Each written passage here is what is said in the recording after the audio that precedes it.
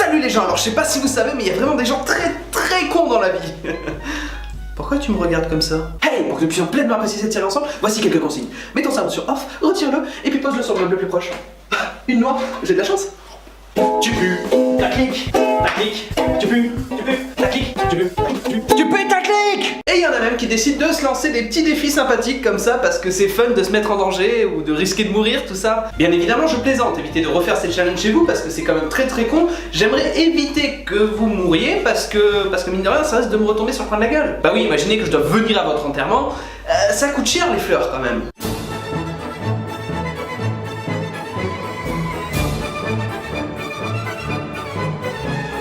Pour ce premier article, je pense parler au nom de tous quand je dis qu'une fois qu'on a vu un homme super sizé se faire exploser de centaines de pétards à même le corps, on peut mourir heureux. Eh ben écoute Coco, appelle la faucheuse, c'est bientôt ton tour. Oh my god, I only got one.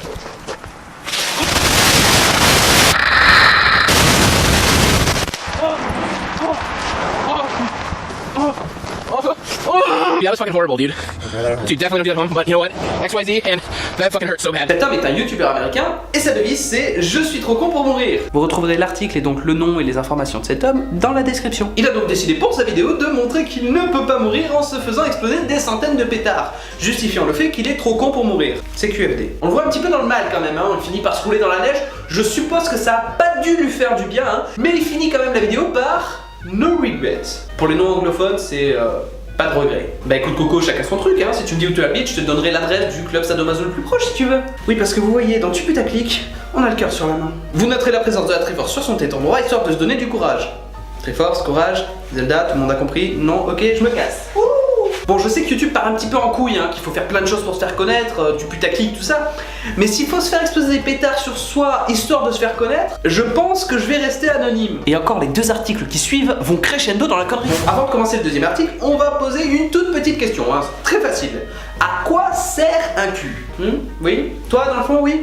Pour chauffer la chaise. Oui, d'accord, mais encore, hein? Oui? Toi?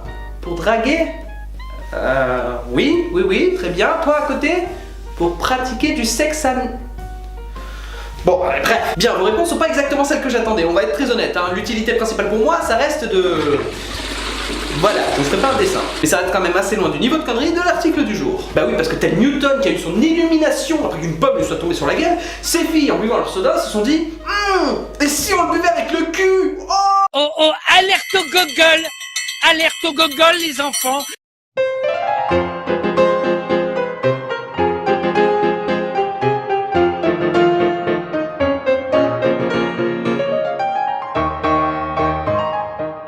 Après ça reste la raison que j'ai trouvé moi, peut-être que je me trompe, je suis mauvaise langue, c'est peut-être parce que à force de leur répéter qu'elles ont une tête de cul, elles ont fini par le prendre à la lettre. Mais bon, je suis pas sûr que ce soit mieux. Accessoirement, je rappellerai à tout le monde que le cul c'est fait pour évacuer des choses et non pour en mettre, donc faites attention quand même. Enfin quand même c'est rien par rapport au mec de l'article 3. Et oui, parce que là on a affaire au king du king. Et je dois avouer que cet article me parle un petit peu plus à moi parce qu'en tant qu'homme, je me sens plus concerné par celui-là.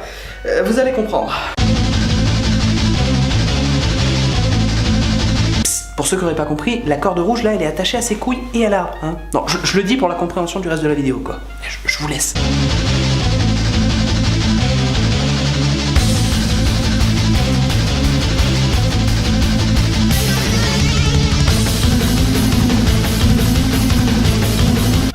Même si c'était flouté, je me sens pas trop bien là sur l'instant, donc je pense que je vais aller me laver les yeux à l'acide et je reviendrai après. À de suite. Bordel de merde, comment on peut être assez con pour accrocher ses couilles à un arbre?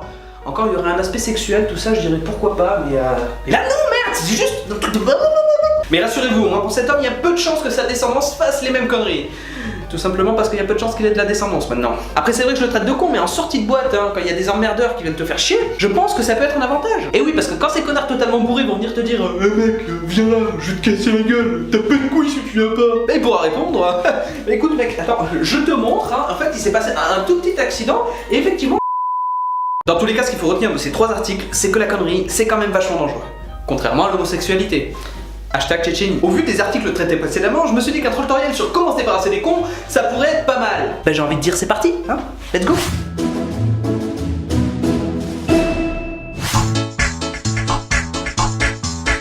Bien, la première solution pour se débarrasser d'un con, ça reste de l'ignorer, c'est la plus simple et c'est celle qui marche le plus souvent. Mais si ça marche pas, voyez avec les solutions suivantes, hein. J'ai d'autres méthodes un petit peu plus... voilà.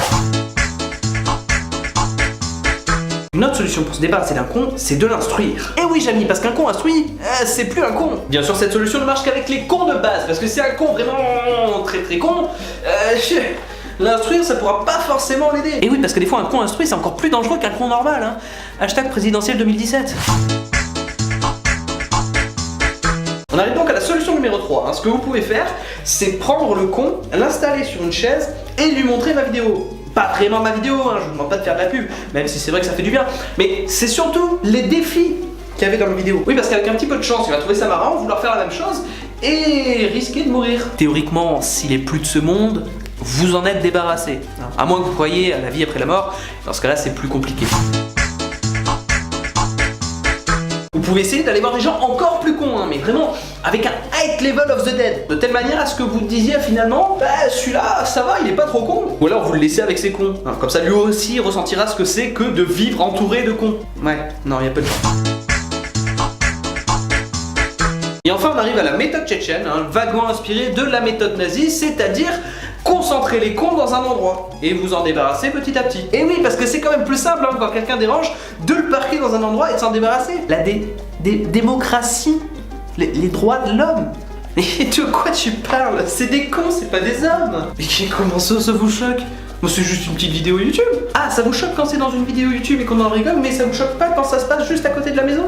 Bon, j'exagère un petit peu quand je dis que c'est à côté de la maison, hein, mais la Tchétchénie c'est pas si loin que ça. Et oui, Tu putaclic, c'est certainement pas l'émission dans laquelle on est le plus moralisateur et on s'intéresse vraiment à des sujets sérieux.